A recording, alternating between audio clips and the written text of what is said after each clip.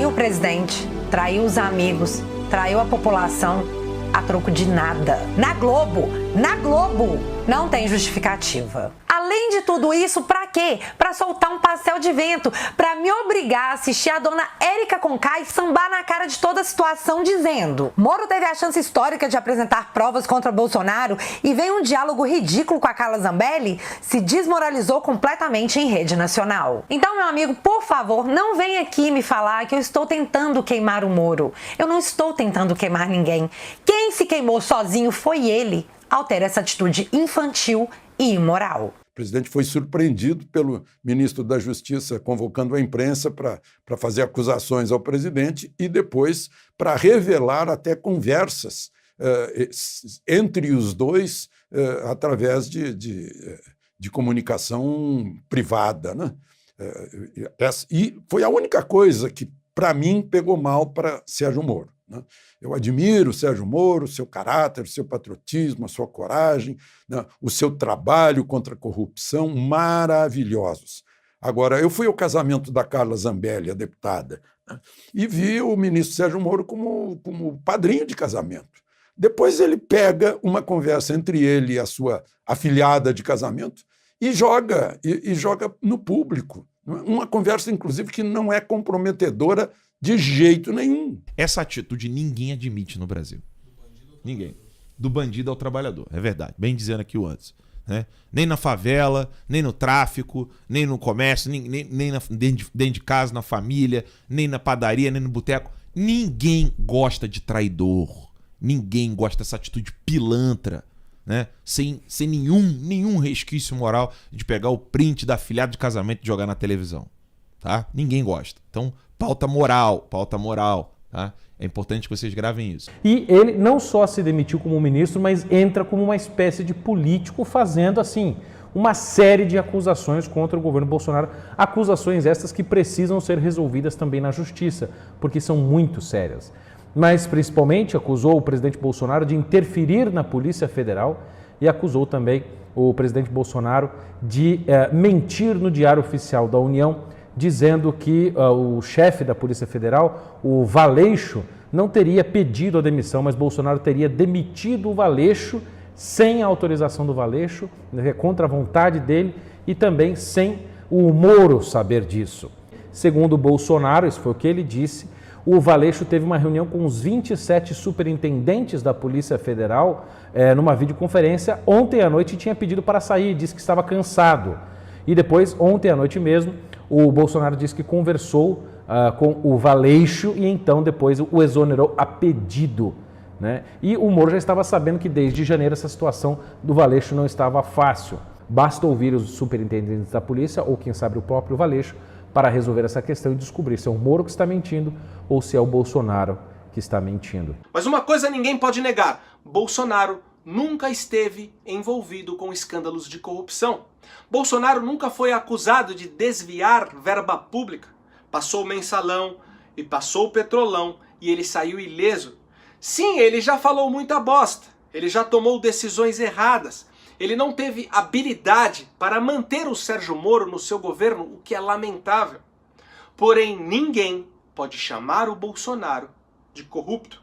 E é bom ter os fatos históricos, porque o Moro disse que nem o PT interferiu tanto, né? Não interferiu tanto, nem o PT interferiu na Polícia Federal.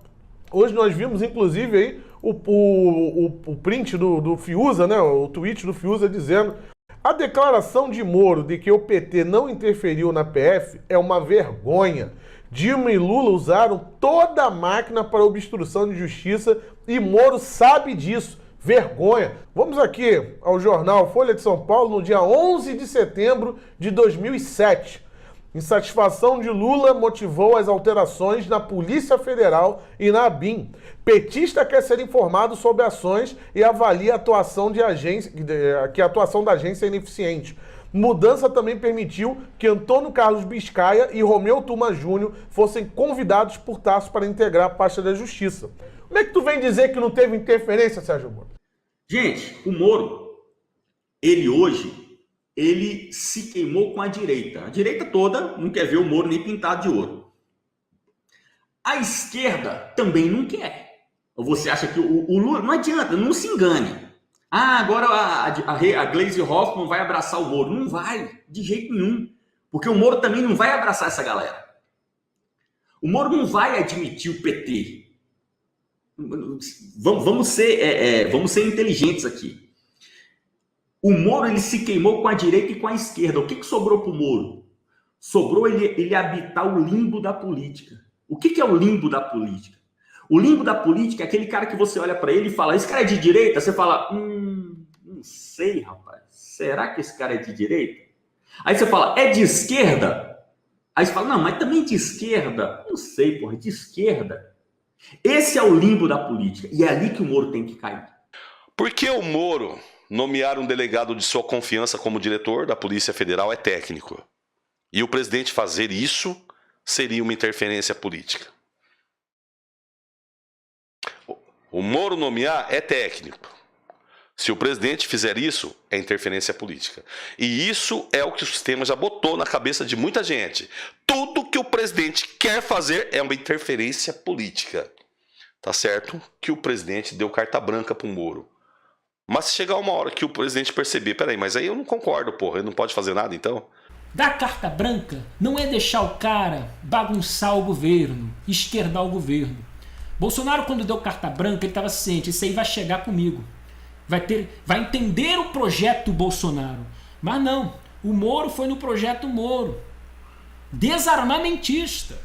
A investigação de Adélio Bispo foi travada, sabe por quê? Por causa do Moro e do seu escolhido Valeixo, que não deu bola para um militante do PSOL que esfaqueou Bolsonaro, estava sendo orientado por alguém e que ao mesmo tempo que esfaqueava Bolsonaro estava sendo registrado lá em Brasília no Congresso e que ao cometer o crime, depois de cometer o crime, apareceu advogados dos mais caros do país que até hoje não se atrevem a dizer quem está pagando eles.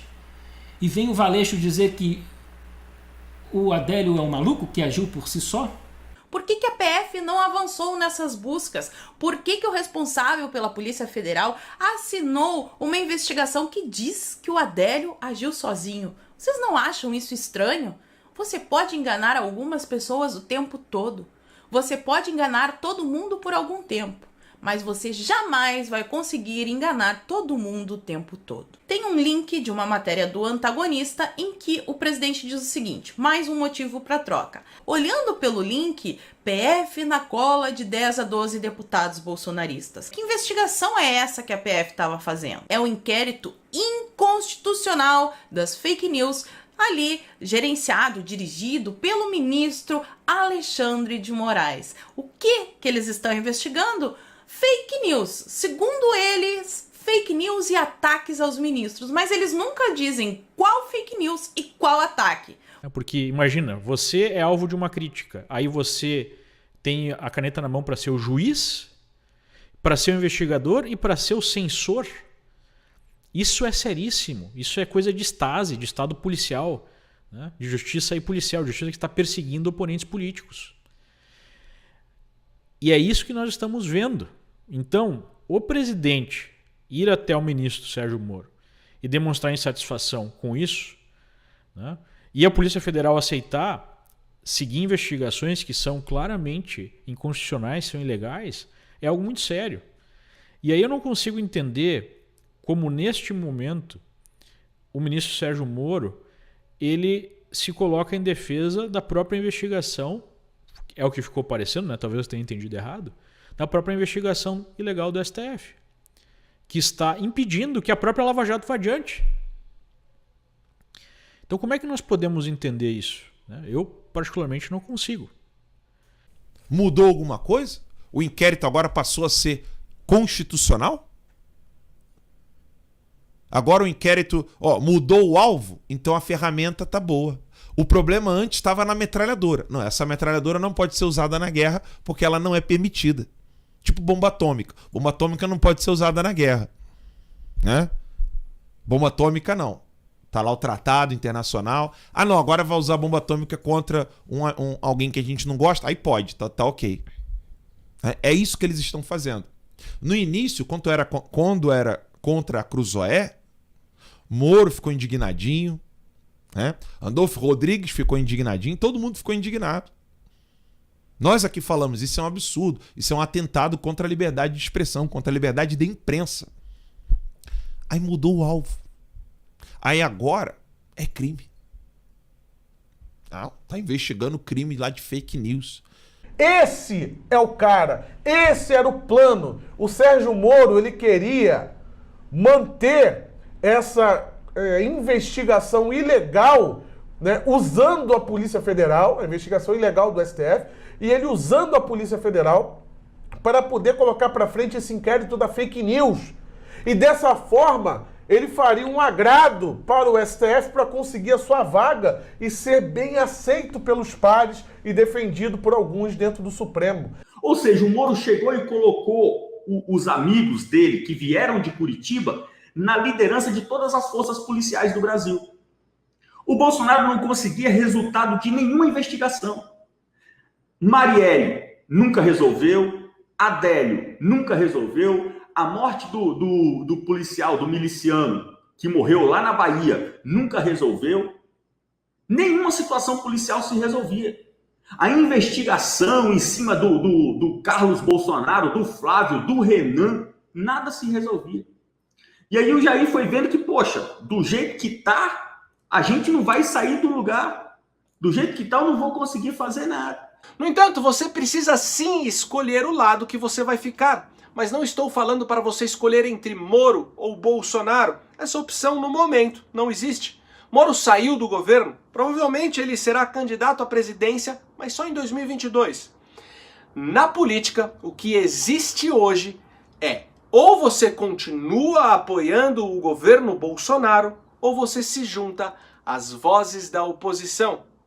Para nós, cidadãos comuns, principais prejudicados quando são travados embates dentro das estruturas de poder, existem apenas essas duas opções práticas: ser oposição ou continuar apoiando o governo. E aí, qual que é a sua opção? Né? Você vai entrar no jogo da mídia ou você vai continuar fora desse jogo da mídia e vai seguir lutando pelo Brasil? De que lado você vai estar? Você vai estar com Joyce Hasselmann, Alexandre Frota, MBL, Vem Pra Rua? Com quem você vai estar? Ou você vai estar do lado daqueles que são realmente conservadores, né? Que estão aí lutando por pautas anti-ideologia de gênero, né? Contra a ideologia de gênero, contra, né, toda essa palhaçada que veio acontecendo, essas pautas progressistas.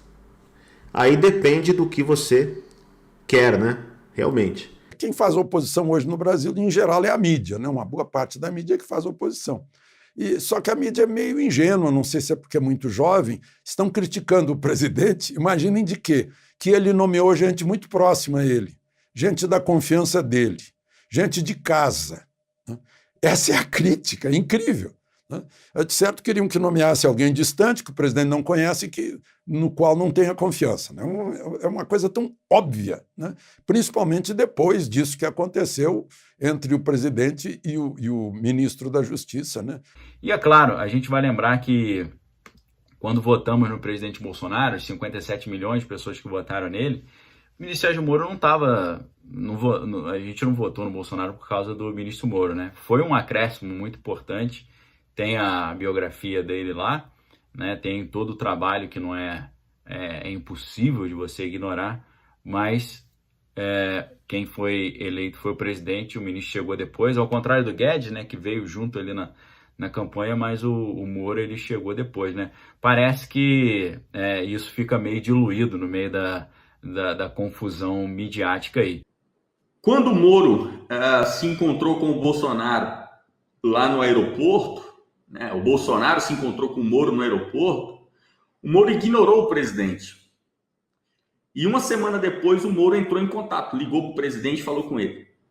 E hoje, quando o Bolsonaro fez a coletiva, ontem, né, quando o Bolsonaro fez a coletiva, ele deixou muito claro que hoje ele olha para trás e ele entende que a autenticidade do Moro, a honestidade do Moro, ela não foi demonstrada No momento em que o Moro, uma semana depois, pegou o telefone e ligou para o Jair. Pô, Jair, aquele dia eu te vi no aeroporto, desculpa, eu não te reconheci e tal, mas quero pedir desculpas e tal. Não foi nesse momento que o Moro foi honesto, né? Assim, autêntico, que ele foi ele mesmo. O Moro foi autêntico lá no aeroporto. Quando o Bolsonaro passou por ele, ele viu o Bolsonaro, né? Olhou para o Bolsonaro, mas não deu a mínima, né? Só cumprimentou. O Bolsonaro prestou continência para ele e ele só foi embora, né? Então hoje o Bolsonaro vê muito claro que a honestidade do Moro foi expressa lá no aeroporto, porque o Moro realmente não gosta do Bolsonaro. Isso todos nós sabemos, né, que ele é um desarmamentista e, enfim, ele nunca evoluiu a questão da facilitação da vida dos CACs, né, caçadores, colecionadores e atiradores. Ele nunca evoluiu. E tanto que os decretos que vinham do governo com sérios problemas, que inclusive o Benê Barbosa sempre foi o nosso farol para nos avisar dessas questões, né, sempre reclamou dos decretos que o Moro fazia em relação ao porte, posse e liberação de comércio de armas. Há poucos dias atrás eu questionei no Twitter sobre a absurda ausência do ministro Moro em se manifestar contra os abusos cometidos pela polícia a mando dos governadores. Engraçado que teve gente me chamando no WhatsApp para me passar pito sobre essa cobrança. E a minha resposta foi: se eu não puder cobrar do meu ministro da Justiça e Segurança Pública que se manifeste sobre essas cenas horríveis, eu vou cobrar de quem? Pois é. E ainda assim, diante desses abusos, o ministro permaneceu em silêncio. Mas aprovou a compra de milhares de tablets para que os presidiários mantivessem contato com suas famílias durante a pandemia. Também não vimos ele se movimentar, com afinco para se contrapor aos juízes que determinaram a soltura de milhares de presos. E nos primeiros meses de governo, sendo ele anti-armamento civil, contribuiu para desidratar o decreto de armas do presidente, sabendo que essa era uma das suas principais plataformas de campanha. Depois, Moro deu um cargo no seu ministério para Ilona Zabó, uma ativista pró-aborto, pró-ideologia de gênero e favorável a tudo que o presidente sempre combateu. Na sequência, tirou ela do cargo por conta de pressão popular, mas depois nomeou Gisele, a nora de Miriam Leitão, como assessora de comunicação de sua pasta. E um belo dia resolveu chamar Leandro Carnal, um ferrenho crítico do governo, para palestrar dentro do ministério. Eu não posso aqui vacilar, deixar de lado os meus princípios, os meus valores, a minha posição. Eu defendo ideias conservadoras. Eu não defendo mitos, heróis, reis, lendas, nada disso, homens. Eu defendo ideias. Você acha que o Moro tem ideias conservadoras? Não tem. Liberais? Não tem. Se você realmente é um conservador, de que lado você vai ficar? Vai apoiar o presidente ou se juntará à oposição? A oposição neste momento está pedindo sua renúncia ou seu impeachment. Mas se Bolsonaro renunciar, o país ficará com o Mourão. Você confia no general de pantufas? E se o Bolsonaro for empichado, tem o risco do Brasil cair nas mãos do Botafogo. Agora está na sua mão. Você vai deixar que o presidente Bolsonaro seja entregue dessa maneira inconstitucional, rasgando a lei, inventando fake news como crime, inventando gabinete de ódio, inventando interferência na Polícia Federal? Você vai deixar que o Bolsonaro seja entregue sem nunca saber quem foi que mandou matar o presidente Bolsonaro? Essa resposta só você pode dar. Eu acredito até que agora é o momento de mostrar pro sistema, não estou falando pro Moro, tá? Pro sistema, que nós estamos fechados com o presidente Bolsonaro. Nada do que eles fizer, eles vão mudar nossa cabeça. Salvo se o presidente Bolsonaro for um canalha. Coisa que eu acho muito difícil disso acontecer. Este é o momento da gente mostrar ao presidente Bolsonaro. Estamos fechados, cara. E nós vamos juntos até o fim. O Brasil não é definitivamente para amadores, meus irmãos. E ontem à tarde o povo encheu a esplanada dos ministérios, né? Foi para lá, a maior parte de carro, para mostrar para o Congresso e para o Supremo: olha, o povo está aqui na rua, né? A favor. do presidente. Pois é, meus amigos, vivendo e aprendendo. É vida que segue, é governo que segue. Aos que ainda acham que será fácil derrubar esse governo, eu só digo uma coisa: tenta a sorte. Deus abençoe vocês. Um abraço. Valeu.